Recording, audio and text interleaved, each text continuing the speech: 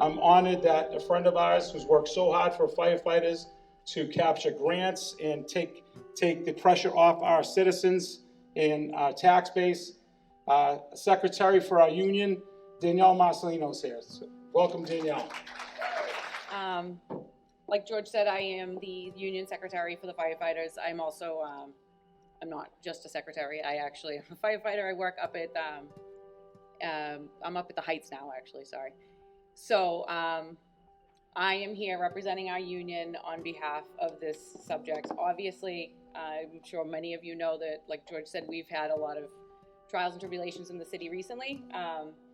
And I've been hearing from some citizens, you know, we've had discussions just with people I've come across that they think that we may just not want this headquarters, or we don't like whatever is coming out of City Hall that, with regard to us, because we are at odds with the mayor currently, and that is 100% not true. We wouldn't like nothing more than a new headquarters, because if anybody has either walked into our current headquarters, or if you've seen any of our media that we post online, it is in bad shape, and we are desperate need of the headquarters. That being said, we do not stand behind the debt exclusion that is being brought to the citizens, because for several reasons, mostly because what is being rolled out and what the debt exclusion would be paying for is a severely inadequate design plan for our headquarters, for our department. We feel as a union that, like, we can't in good conscience ask citizens to pay a $30 million for a $30 million building that doesn't even meet basic needs of our department. And sadly, it doesn't meet our needs, mostly because we were completely excluded from the process to design this, the building. Actually, they specifically said that we were not allowed to be involved in the process. Even though within the department, the people that are living in the building, we came together, we formed a committee, we discussed the needs of the department and, you know, what we needed as a department going forward to be able to grow and support, you know, the citizens as the city grows around us. And they, like I said, they completely disregarded anything we had to say. They never asked for our opinion, and they actually told the old chief, the former Chief Friedman, that he was not to let us know any information that he had about this building. So when we did finally get a seat with the chief of staff back last summer to discuss what was going on, we were told that they were getting ready to greenlight a project because they thought it was wonderful. So we got a chance to take a peek at what was going on, and we found a building that it wasn't capable of supporting any growth within our department at all. Like I said, we weren't going to be able to add any more companies that, you know, could do extra, you know, with extra skills or anything like that. It was only what was currently there. We also found a building that was going to have rooms that were, we call them dual occupancy. So currently we live in rooms that we sleep in bunk rooms with multiple people, like it's, you know, like summer camp. So this building was getting built, and we were actually going to be sleeping in rooms together. Again, I don't know if any of you go home with your coworkers and sleep with them, but it's a little strange. I know. Sorry. But that's just been the way it's been at the fire service, and that's fire service nationwide. It was always like that in the past. But obviously times are changing, things are changing. We have women, we have you know, all walks of life want to be firefighters now, which is great, and it's nice to see, you know, departments diversifying.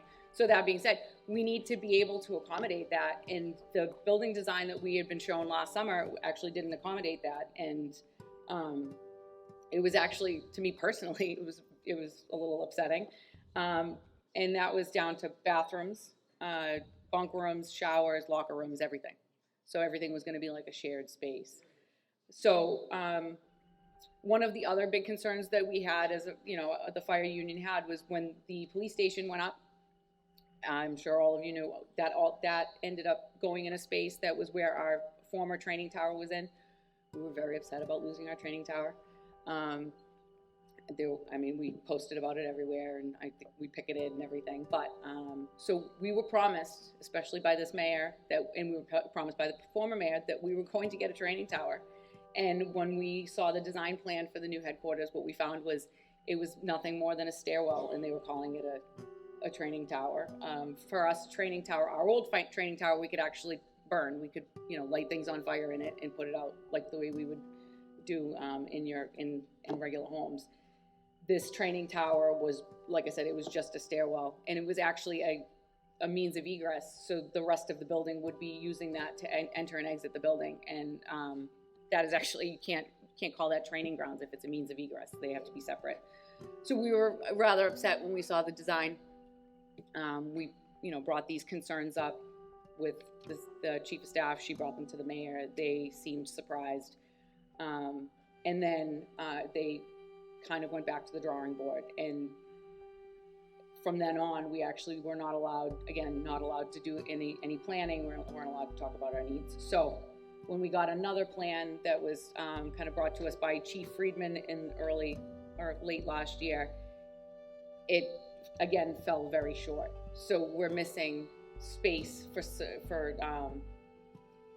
we're missing storage space. We're missing space to be able to add more pieces of apparatus so that the department could grow. We were missing space to add more members of the department. And again, there were other shortcomings as far as bathroom space, locker space, things like that. And so, we obviously are not happy with this plan. Aside from not being happy with the plan, we were told the reason why this plan couldn't be any better than it was because the budget that the city had set aside was $30 million, and that they couldn't spend another dime more than the $30 million that they had. So we were like, okay, if that's it, well, we'll try to work with this. And we walked around with the contractor. We tried to make it work. And then we found out that this debt exclusion was coming out. And now we're finding out that the debt exclusion is actually for the entire $30 million for the entire $30 million project. So our question for the city was, what happened to the money that you budgeted originally? And if there was shortcomings in the budget that you had, if there was going to be a debt exclusion, why weren't you asking for extra money to be able to maybe make that happen? Maybe meet the needs of the department. We're not asking for luxuries. We were just asking for basics within the headquarters. And it's actually shocking to us to see that the city is not planning to spend a single dollar on this building, and they're asking all of our citizens to foot the whole bill. And so because of all of these things, we 100% don't want to see our citizens be impacted by this, and then to turn around and actually know that the project's also going to have some severe shortcomings, and it's not going to fit the needs of the department. So, we're asking people to vote no on this.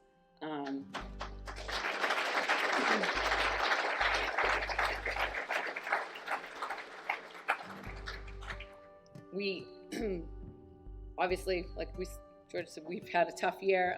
We don't have a lot of communication with the city, and so these questions we don't really have an opportunity to ask these questions, sit down and talk to them. We did have conversations. We did talk about things that were going to be changed, and then we were told that we were to be excluded from then on. Our former chief told us that he was specifically told that we were not supposed to be told about these things. So unfortunately, we can't even help try to make this better. So other than just the fact that there's just so many shortcomings, we do not stand behind this tax increase at all, and we're asking all of you to vote no on it.